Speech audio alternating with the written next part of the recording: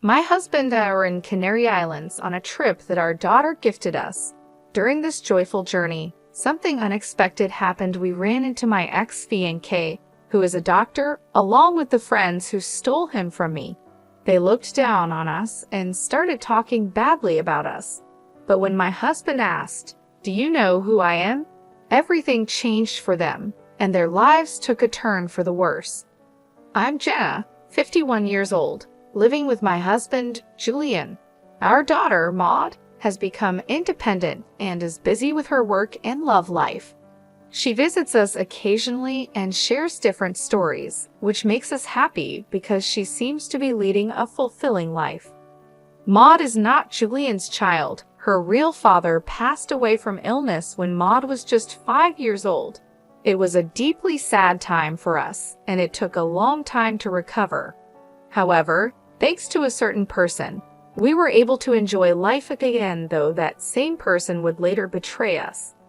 20 years ago, my husband suddenly collapsed and was rushed to the hospital for emergency care. A few months later, he passed away. At first, I couldn't accept this reality and spent my days in deep sadness, barely able to take care of Maud. Working was out of the question. My mother, who came to help from my parents' home out of concern, suggested that I see a psychiatrist. Dr. Austin, the psychiatrist who treated me, was incredibly understanding and kind. He and his father ran the clinic together, treating many patients as a two-person team. It was always busy because of the number of people needing help, but despite everything, Dr. Austin showed concern for Maud, who had suddenly lost her dad, and suggested she attend sessions with me. I was so caught up in my own problems that I didn't realize Maud was also hurting. I blamed myself, thinking I was a failure as a mom and wondering if things would be better if I weren't around. It's easy to lose sight of everything when you suddenly lose a partner you've been with for years. Dr. Austin never dismissed my feelings. He gave me medication and also provided emotional support. He told me, "Please come in right away if anything happens. If it's hard to come to the clinic, please call this number." He handed me a business card with his phone number on it. At first, I thought it might be a bother to call him, but I also knew I might need it in desperate times. Once, when I was feeling so low that I considered leaving this world and leaving Maud behind, I called Dr. Austin for help. He listened to my tearful words without interrupting, offering advice and encouragement that greatly relieved me. Just as I was about to hang up, he said, "If it's okay with you, I can give you my ID so you can send me messages." We started exchanging messages, and thanks to that, I gradually began to feel better. The days when I didn't think about my late husband became more frequent, and I eventually recovered enough to return to work. I sent Dr. Austin a message of gratitude, thanking him for everything. Then, to my surprise, he replied, "Jenna, if it's all right with you, I'd like to be there for you in your personal life too." I was shocked. I never imagined Dr. Austin had feelings for me. He said, "I understand you're a widow and heartbroken, but to be honest, I fell in love with you at first sight. I really like you and would never leave you. Would you consider being in a relationship with me?" His sudden confession took me by surprise. I wasn't aware of his feelings and couldn't believe he would want to pursue a relationship with a patient. Dr. Austin is handsome and well off, so I couldn't understand why he would be interested in a single mother like me. I shared my honest thoughts with him, but he assured me, "You're the only one for me. I can't even think about other women." Hearing this, and considering how much he had supported Maud and me, I decided to start dating him. In hindsight, it was risky for a doctor to pursue a relationship with a patient, especially someone like me, living far from the world of luxury. But despite these concerns, we continued our relationship for about a year. "I want to support Jenna and Maud for life," Austin said when he proposed. After discussing it thoroughly with Maud, we happily got engaged. Austin was very affectionate toward Maud, and they even went to the park together on weekends. One day, at the park, I met Kate again. Her mom, Sydney and Austin were chatting the whole time. Austin was also great at getting along with the other moms, which made me trust him completely. Even though we weren't married yet, he was already involved with the mom friends, and I thanked him for that. Austin just laughed and said, "That's normal. Once we're married, it's the natural thing to do." I thought Austin was truly wonderful. Then one day, in the middle of our happy life, Kate said something that caught me off guard. She told me that Austin was going to be her dad soon, just like he was going to be Maud's dad. I was stunned for a moment but brushed it off, thinking it was just a child's imagination. Austin was great with kids, and I figured Kate just liked him and was pretending. So I didn't think much of it. But that night, everything changed. Austin told me, "I'm sorry, but let's forget about the marriage." I was confused and immediately asked him why. He confessed, "Actually, I've fallen for someone else." Maud's words flashed through my mind, and I asked, "Don't tell me it's Sydney, Kate's mom." Austin froze, his face turning pale. Seeing his reaction, I realized he had planned to break up with me without mentioning Sydney. It shocked me that he would go after a married woman, especially the mother of Maud's friend. I felt betrayed and pleaded with Austin, trying to hold back my tears. But he cut me off, shouting, "Shut up." I was stunned by his sudden change. Luckily, Maud was staying at my parents' house at the time. Austin then added, "Sydney is more beautiful than you, and we're more physically compatible. Besides, you've been rejecting me lately because of Maud." I couldn't believe he chose Sydney for such shallow reasons. Whether Austin initiated it or Sydney did, it didn't matter, they both had crossed a line. As I tried to process everything, Austin made a cruel remark, saying he was drawn to the idea of being with a grieving widow. "I liked the way you looked, even though your clothes and hair were a bit shabby. But it was your appearance as a widow that really attracted me. I wanted to control you." It was awful to realize that he never loved me for who I was. He continued, "I kept treating you because I didn't want another doctor to take you away. It was a mistake that you recovered so well. Maybe it's thanks to my skills as a doctor. I should have made sure you kept coming to the hospital." I was shocked and couldn't understand what he was saying. As Austin continued his hurtful words, I quickly became disillusioned with him. I had had enough and said, "Let's break up, and you'll pay compensation for breaking off the engagement." Austin looked surprised for a moment, but seemed eager to be with Sydney. "I'm a doctor, and money is no problem for me. Here, take it. With your poor appearance, you should go to a beauty salon. But since you'll be a single mother now, maybe not." And so, my relationship with the despicable Austin ended. I also demanded compensation from Sydney. She said, "Since you're a single mother, you'll need money. Fine, I'll donate this to you. In return, I'll take Austin without any hesitation. Bye, greedy poor person." I was never particularly close to Sydney, but I never imagined her character could be this bad. At this point, it seemed those two were a perfect match for each other. In fact, I even thought it was probably for the best that Sydney took Austin away. Later, I found out that Sydney got divorced, and within 3 months, both she and Austin had left town. However, since Austin's father's clinic was in the area, they likely hadn't moved far away. By the way, Kate, who was excited about Austin becoming her dad, ended up under the custody of Sydney's husband. Apparently, it was too difficult for Sydney's husband to raise Kate alone, so he also moved back to his parents' home. This news made Maud burst into tears. "I didn't want Austin to leave," she cried. More than being upset about Sydney taking Austin away, I was heartbroken to see Maud cry. I had never wished for someone's misfortune before, but after everything that happened, I sincerely hoped those two would be unhappy. Now, at 51, I'm very happy.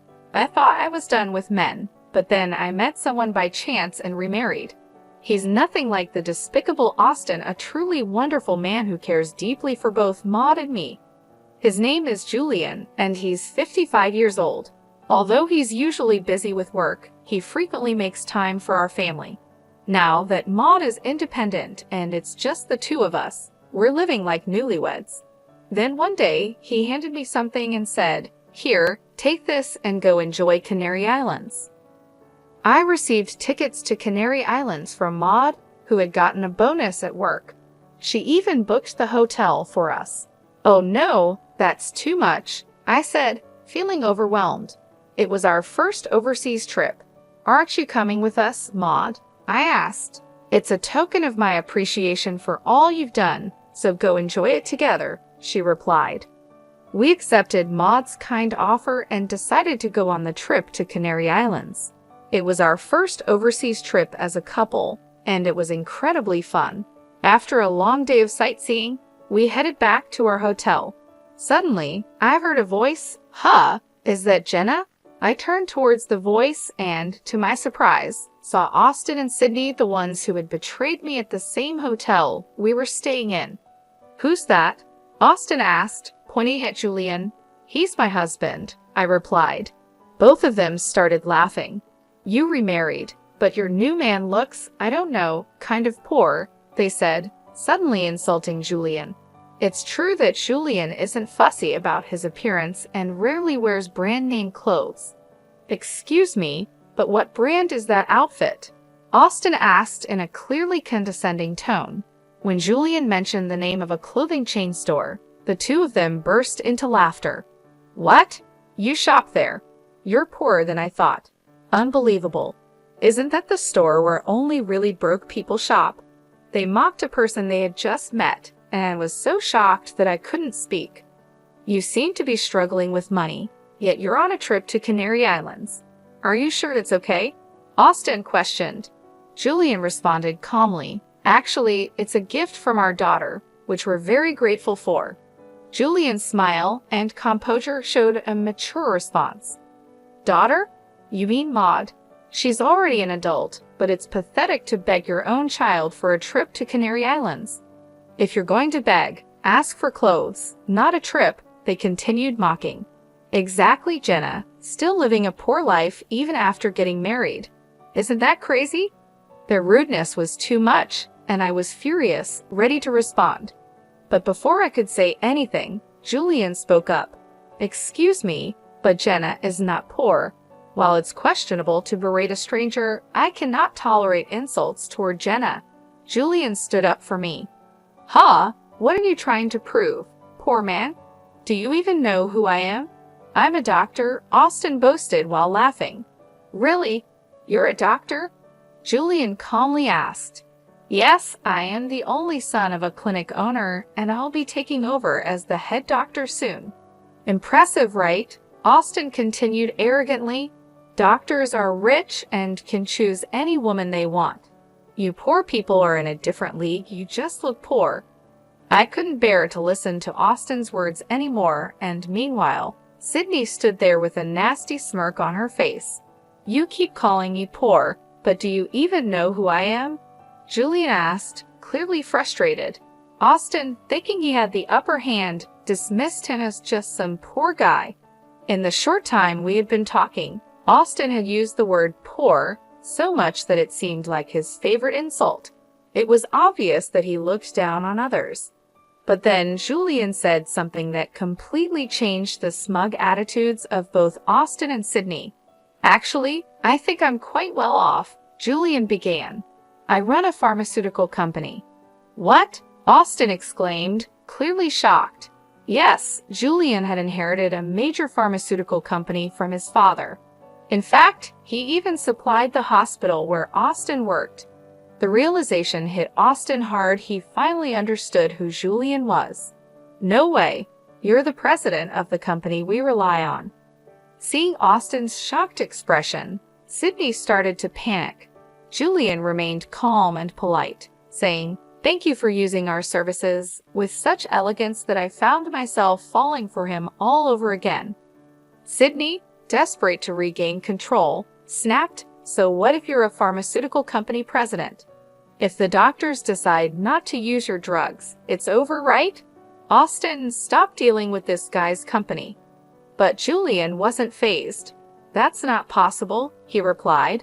"The decision is made by the head doctor and the pharmacists. It's not something I can interfere with." Austin's face turned pale as he realized the gravity of the situation. Sydney, too, went pale as the reality of what they had done sank in. "Did we just make a huge mistake?" she asked, and Austin could only nod in response.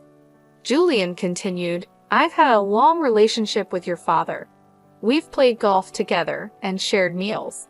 Our relationship has grown from just a business one to a friendship." Hearing this, Austin deeply bowed and apologized. "I'm so sorry. I'll speak to my father, the head doctor, about this." Meanwhile, Sydney stood there in a daze, and Austin looked utterly defeated. "That's not going to work," Julian said calmly. "The moment you insulted Jenna, I started recording everything."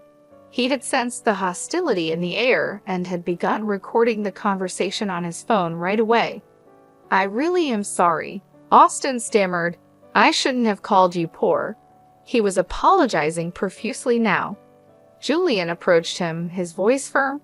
"Jenna has told me before that her ex-fiancé was a jerk, the worst kind. And now, here you are, with Maud's friend's mom, still insulting Jenna. There's a limit to how much you can disrespect someone." Julian's words hit Austin hard, leaving him speechless. Both Austin and Sydney fell completely silent, realizing the full extent of their mistake. I felt a wave of happiness as Julian stood up for me, and his courage inspired me to confront Austin and Sydney as well. Ever since they got together, I had always thought Austin was just right for Sydney cheating while having a child and insulting people without a second thought. "You two are perfect for each other with your terrible characters," I said, my voice steady. "So thank you, Sydney, for taking such a lousy man off my hands." The two of them probably never expected me to speak up like that. I continued, "And what kind of nerve do you have, insulting someone you've just met, especially on vacation? My husband, no less, calling him poor and whatnot. How old are you both? Is your mind all right? To anyone watching, you two seem like the crazy ones." At my words, I saw a hint of realization cross their faces. "No, we were just drunk," Sydney stammered.